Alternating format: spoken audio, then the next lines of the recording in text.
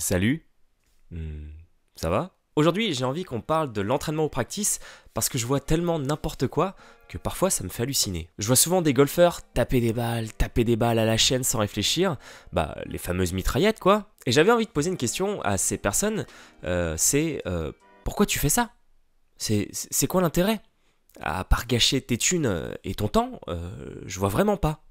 Bon ok, je suis un peu taquin sur les bords, mais je dois vous avouer que quand j'ai commencé le golf, j'ai fait pareil, on va pas se le cacher, j'enchaînais les balles avec la logique de plus tu taperas de balles, peu importe la manière d'ailleurs, et meilleur tu seras. Mais voilà, je me suis vite rendu compte que ça fonctionnait pas comme ça au golf malheureusement. Et un jour, il y a une phrase qui m'a fait tilt dans le cerveau, c'est en lisant le livre de Pia Nelson et de Lynn Marriott, Chaque coup doit avoir un objectif, d'ailleurs que je vous invite fortement à lire, soit dit en passant. La phrase c'est « On ne va pas au practice pour passer le temps, mais pour profiter du temps qui passe ». Voilà, je dis ça comme ça.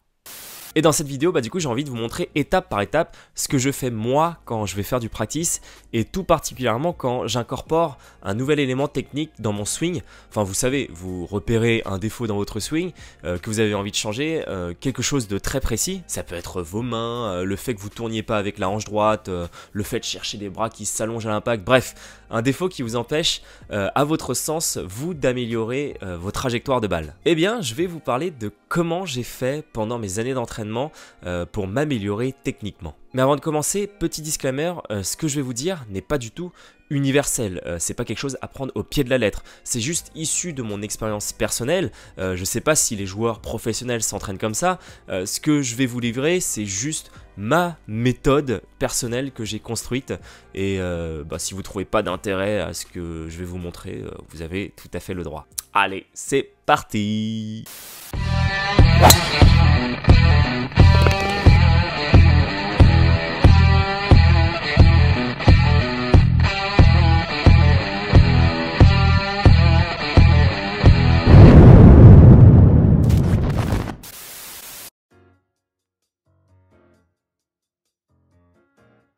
Première étape avant d'aller au practice, c'est déjà de savoir ce que vous allez corriger lors de la séance. Ça paraît con comme ça, mais aller au practice sans objectif, ça n'a pas vraiment d'intérêt. L'objectif peut être une correction technique du jeu, de l'amusement, une recherche de trajectoire, mais quand vous allez au practice, il faut vraiment que vous ayez un objectif. N'y allez pas, comme on a dit, pour balancer votre temps en l'air. Bon, sur ce coup, je peux vraiment pas vous aider parce que je vous connais pas, mais je pars du principe que vous savez ce que vous avez à corriger dans votre swing, parce que vous êtes allé voir votre pro et il vous a dit ce qui n'allait pas. Ou alors, vous avez profité de ma deuxième formation en ligne pour vous apprendre à analyser vos défauts dans votre swing et à vous corriger en autonomie. Vous pouvez d'ailleurs profiter des 6 premières vidéos de la formation qui sont totalement offertes directement dans la description de la vidéo.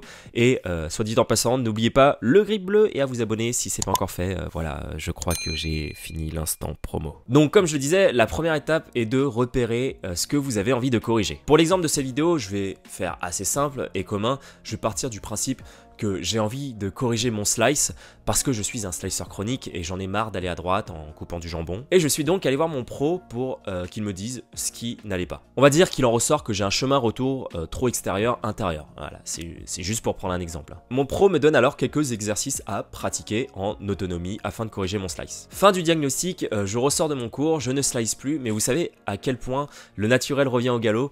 Quand on est avec le pro, tout va bien, mais dès qu'on se retrouve tout seul, on sait plus vraiment ce qu'il faut faire et c'est pourtant là que le vrai travail commence. D'ailleurs, c'est une phrase que je dis très souvent à mes élèves, je leur dis que les enseignants vous donnent la clé, mais ils ne vous ouvrent pas la porte. C'est à vous de bosser sérieusement et méthodiquement afin de progresser dans votre golf. Et ça tombe bien, car je vais vous montrer comment faire tout de suite. Ça y est, vous êtes au practice, prêt à travailler sérieusement. Une fois que le problème a été ciblé, vous êtes fin prêt à taper des balles. Mais attention, pas n'importe comment. La première chose que je fais quand je vais au practice, c'est d'installer un atelier qui me permette de travailler sur mon erreur technique. Comme on a dit pour cette vidéo, j'ai envie de corriger mon slide, je suis allé voir mon pro et il m'a dit que j'avais un chemin de club du coup trop extérieur-intérieur. Je vais donc mettre en place l'atelier suivant qui va me servir de ligne directrice afin d'intégrer des nouvelles sensations à mon corps. Voilà, là au practice, clairement je mets une baguette d'alignement posée sur mon sac qui va me permettre de corriger mon chemin. Si je touche la baguette, forcément j'ai un chemin qui est trop extérieur-intérieur, mon but c'est de passer en dessous de cette baguette. Maintenant tout ce que j'ai à faire c'est de taper des balles avec cet atelier pour ressentir des choses différentes, sentir que ça bouge dans mon corps. Ce que je veux dire par là depuis tout à l'heure, c'est que en fait, le fait de sentir ce qui se passe dans notre corps, c'est vraiment primordial parce que nous sommes tous des êtres kinesthésiques dotés de sensations corporelles. Vous devez chercher à intérioriser les changements et sentir les variations qui se passent dans votre corps. Je sais à quel point c'est dur de changer. Le corps, il déteste ça. Dès qu'on bouge quelque chose dans le swing, on a l'impression qu'on va plus lever une balle. Mais c'est important de changer parce que s'il y a changement, c'est qu'il y a forcément une évolution. Le pire, c'est de se satisfaire de son confort intérieur et de ne pas vouloir sentir l'inconfort. Si vous n'acceptez pas l'inconfort du changement, alors je suis désolé de vous dire que vous ne progresserez jamais. Je veux vraiment que vous acceptiez que c'est dur au début et que les résultats ne sont pas immédiats. Parce que c'est ça le golf. Personnellement, je tape une vingtaine de balles par atelier, ça me permet vraiment de prendre la sensation et de sentir le changement qui s'opère. Ah oui, dernière chose, n'y allez pas comme une brute. Le but, c'est pas faire de la distance, le but c'est d'intégrer un changement corporel à votre swing, donc allez-y mollo pour avoir le temps d'intégrer une nouvelle sensation.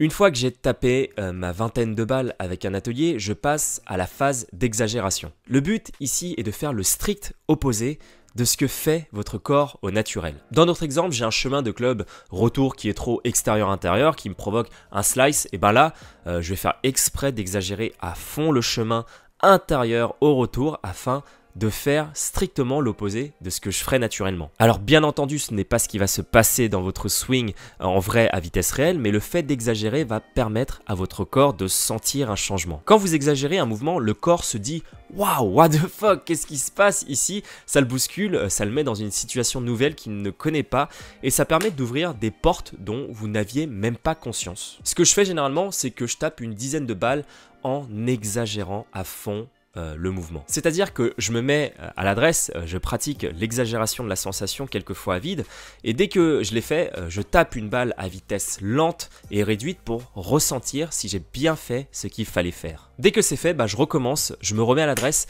je refais de l'exagération à vide et je retape une balle lentement pour sentir le changement corporel. Une fois l'étape de l'exagération passée, je passe à l'étape du freeze. En gros, le but ici est d'incorporer le changement technique dans votre swing. Dans cette étape, je vais faire mon backswing et m'arrêter au sommet. Une fois en haut, je vais faire une pause de 1 à 2 secondes avant de déclencher mon downswing. Le but pour moi de s'arrêter au sommet du swing durant ce laps de temps, c'est de permettre d'intellectualiser ce changement technique dans mon swing complet. Rappelez-vous que cela fait une trentaine de balles que je tape pour intégrer un changement par des exercices, par de l'exagération, c'est donc maintenant le moment de l'incorporer dans le swing complet. L'arrêt au sommet va me permettre de sentir l'élément déclencheur de la descente pour ramener le club de l'intérieur. Basez-vous vraiment sur vos sensations corporelles. Sentez quelque chose de nouveau.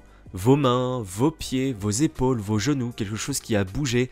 Enfin, c'est vos sensations et elles sont personnelles. Mais s'il vous plaît, faites l'effort de sentir. L'étape du freeze ne fonctionne pas que pour le slice. Si vous avez un autre souci, le fait de s'arrêter en plein milieu du swing pour sentir, intellectualiser un changement, ça permet vraiment de caler des nouvelles sensations. En l'occurrence, dans cet exemple pour corriger mon slice, je sens que mes mains sont légères, sans pression, avec l'envie d'appuyer sur la pointe pied gauche et que toute l'action du downswing se passe par la reprise d'appui sur ce pied. Je sens que mon haut du corps est passif et est tracté par la rotation de mon bas du corps. Voilà, c'est ma sensation.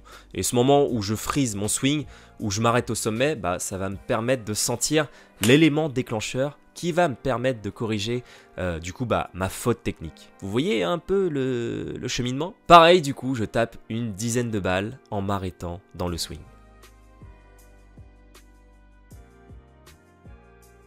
Une fois toutes ces étapes effectuées, il ne me reste plus qu'à taper des balles à vitesse lente pour intégrer le changement technique dans le swing complet. Cette fois-ci, sans m'arrêter ou quoi, sans exagérer, sans mettre d'atelier, je vais taper une dizaine de balles à 50% de ma vitesse maximale. Juste histoire de cimenter tout ce que j'ai effectué en amont.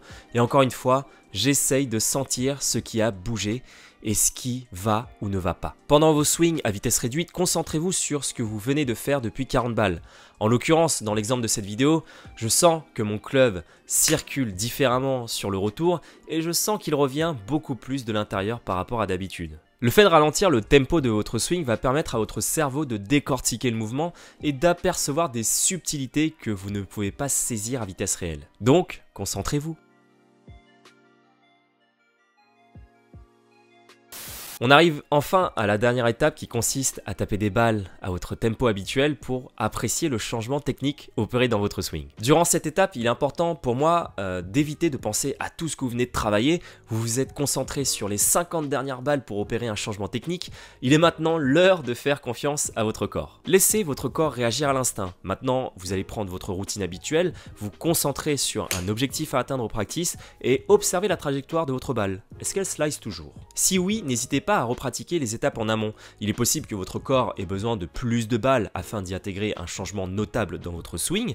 Et sinon, eh bien bravo, vous venez d'intégrer un nouveau changement technique dans votre swing sans vous en rendre compte. Je finirai cette vidéo en vous disant que j'aime bien comparer le practice et le swing à la musique. Quand vous apprenez par exemple le piano ou la guitare, vous n'allez pas directement jouer un morceau. Vous allez dans un premier temps apprendre les différents accords qui composent cette chanson.